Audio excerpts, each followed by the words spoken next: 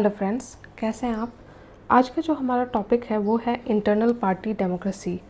आपको पता है कि हमारा जो देश है वो एक डेमोक्रेटिक कंट्री है और एक्चुअल डेमोक्रेसी तभी होता है जब पार्टी के अंदर, हर पॉलिटिकल पार्टी के अंदर खुद में भी डेमोक्रेसी हो। इलेक्शन कमीशन ऑफ इंडिया भी चाहती है कि हमारे देश में जो अलग अलग पार्टीज़ हैं उनके अंदर डेमोक्रेसी हो, लेकिन ऐसा नहीं है। जैसा आप जानते हैं हमारे देश में जो इनर या इंटरनल पार्टी डेमोक्रेसी है उसकी कमी है। अगर हम कहते हैं कि इंटरनल पार्टी डेमोक्रेसी, तो इसका मतलब क्या होता है? इसका मतलब ये होता है कि जो भी डिसीज़न लिया जा रहा है एट अ पार्टी लेवल, वो सारे मेंबर्स मिल के लें, यानी कि किसी एक लीडर या ग्रुप ऑफ लीडर्स का नहीं, बल्कि सारे मेंबर्स का इक्वल राइट है डिसीज़न लेने का और डिसीज़न डिसाइड करने का कलेक्टिवली।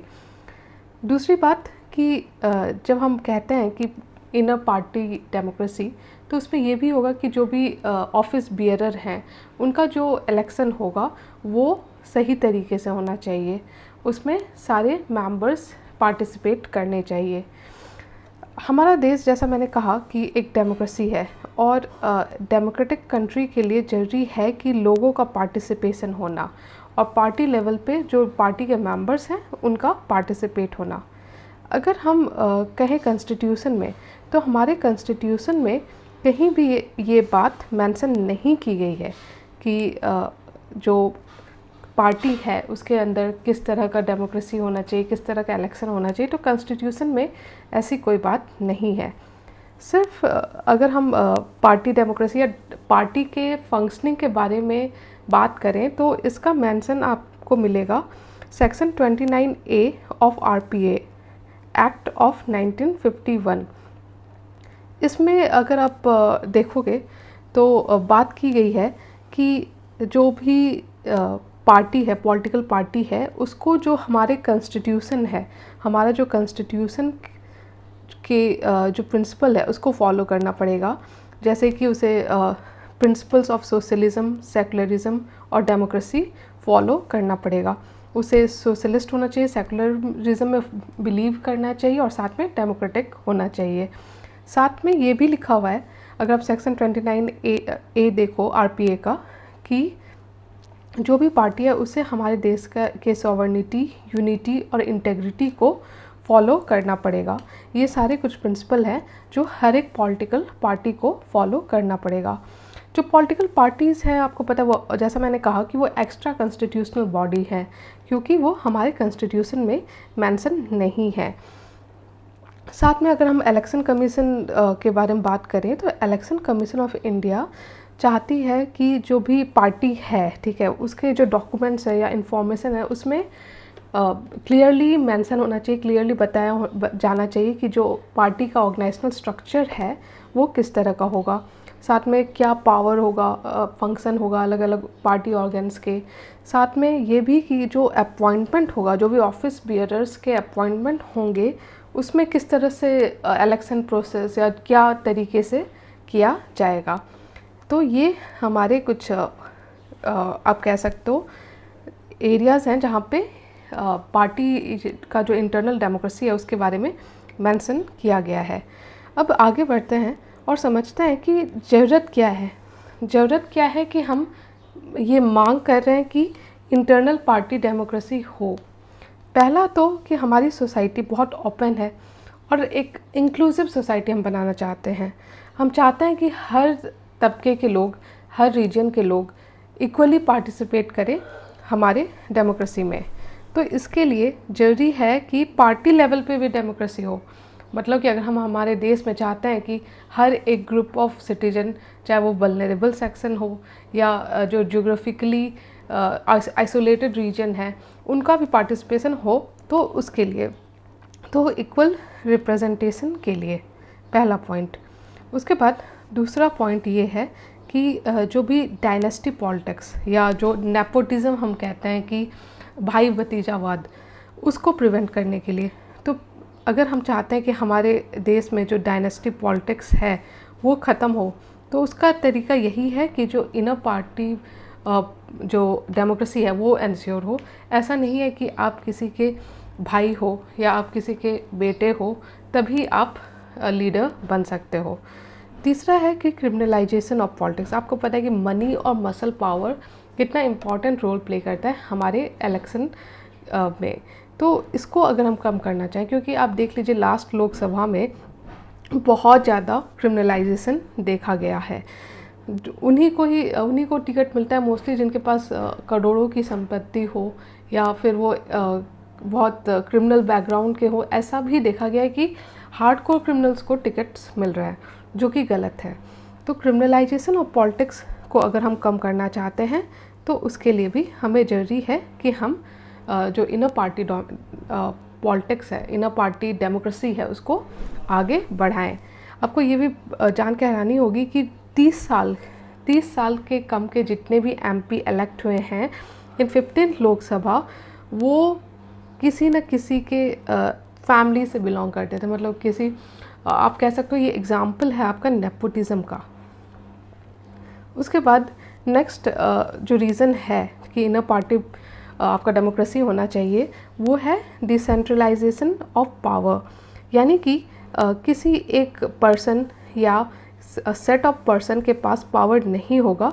पावर जो है लोगों के पास या जो बाकी जो मेंबर्स हैं उनके पास जाएगा। डिवॉल्यूशन होगा पावर का, डिसेंट्रलाइजेशन होगा। जैसा हम कहते हैं कि सेंटर लेवल पे नहीं पावर कंसंट्रेट होना चाहिए, स्टेट लेवल पे जाना चाहिए या रूरल लेवल पे जाना चाहिए। वैसे ही इससे क्या होगा कि जो पॉलिटिकल पार्टी है उनके जो स्टेट या लोकल यूनिट्स हैं उनके पास ज़्यादा आपका पावर होगा और इसलिए डिसेंट्रलाइजेशन ऑफ पावर होगा।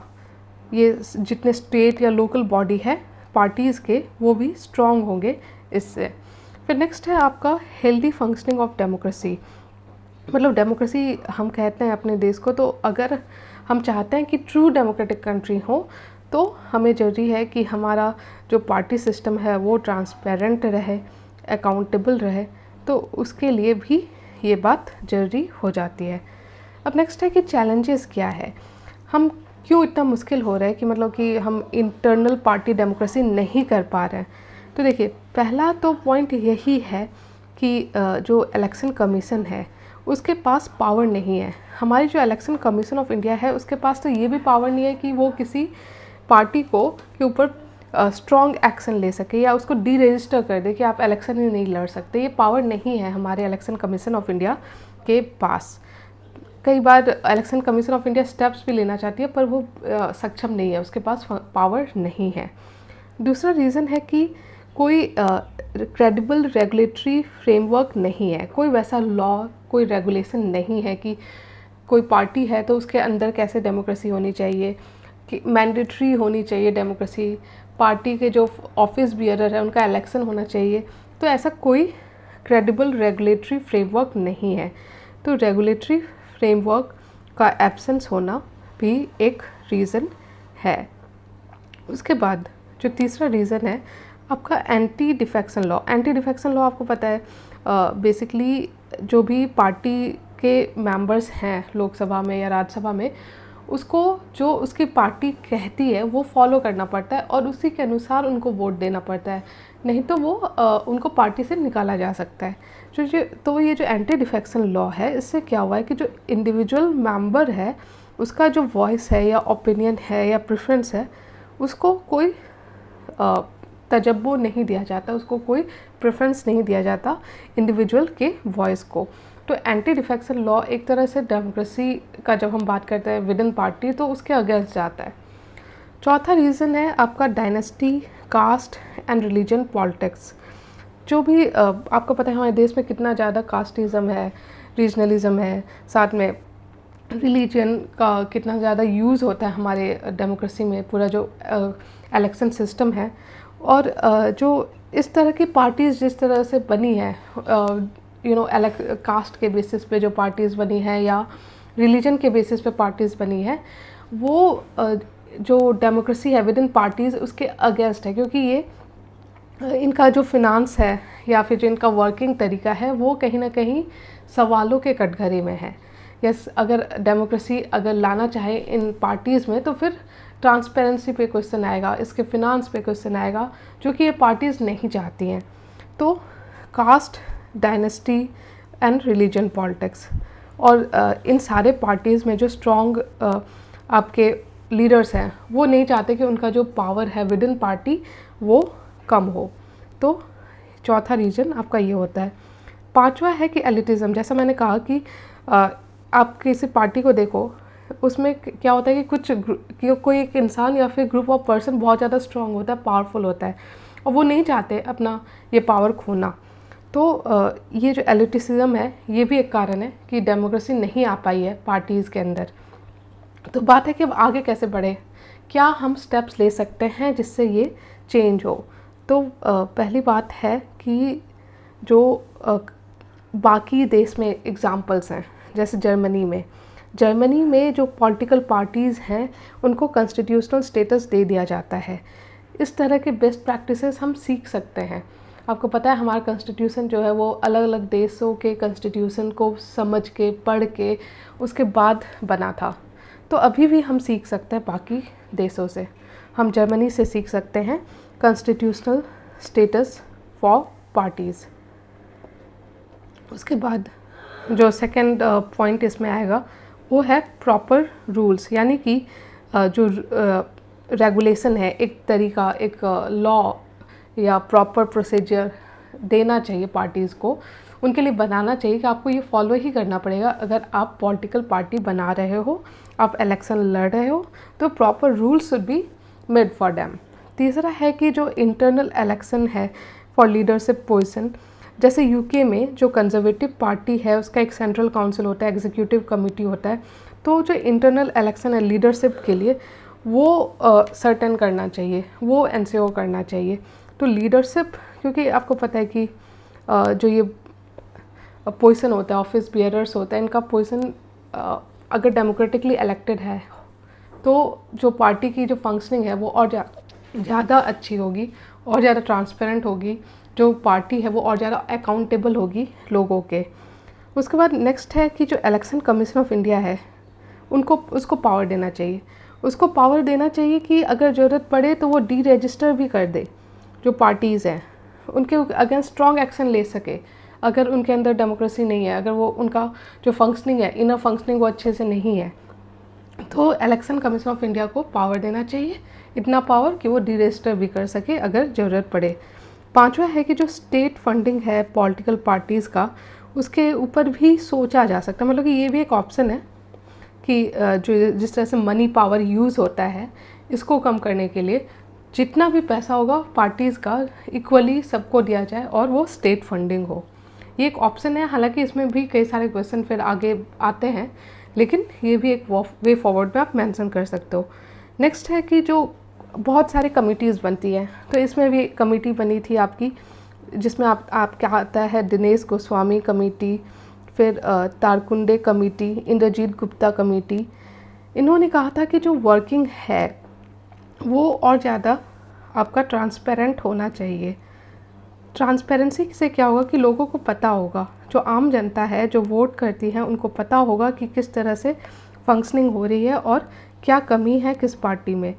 तो वो बेटर डिसीज़न ले पाएंगी, उनको पता होगा कि उनका वोट किसको जा रहा है। तो ये जो कमिटीज़ हैं इनके जो भी रिकमेंडेशन है उसको हम फॉलो कर सकते हैं। लॉ कमीशन का जो रिपोर्ट था 1999 में, उसको भी हम स्टडी करके इसमें हम इम्प्लीमेंट कर सकते हैं। लॉ कमीशन का जो रिपोर्ट था उसमें उन्होंने रिकमेंड किया था जो इंटरनल स्ट्रक्चर है या इनर पार्टी डेमोक्रेसी है, उस पे जो लॉ कमीशन है वो अलग अलग रिपोर्ट्स लाती रहती है। तो 99 में ये लॉ कमीशन का रिपोर्ट आया था जिसमें बात किया था उन्होंने इंटरनल पार्टी डेमोक्रेसी के बारे में।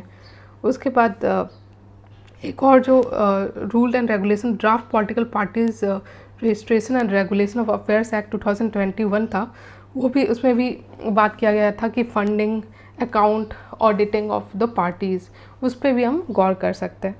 तो इस तरह से हमने ये जो पूरा आर्टिकल है कि जो पार्टी है इंटरनल पार्टी डेमोक्रेसी के ऊपर क्यों ज़रूरत है हमने समझा, क्या ज़रूरत है और किस तरह से हम स्टेप्स ले सकते हैं वो भी समझा हमने ये भी समझा कि इंटरनल पार्टी डेमोक्रेसी का सिचुएशन क्या है हमारे देश में। तो इस तरह से ये पूरा वीडियो मैंने कवर कर लिया। आई होप आपको वीडियो अच्छा लग रहा है। अगर अच्छा लग रहा है तो प्लीज़ लाइक कीजिए और मेरे चैनल को सब्सक्राइब कीजिए। Thank you.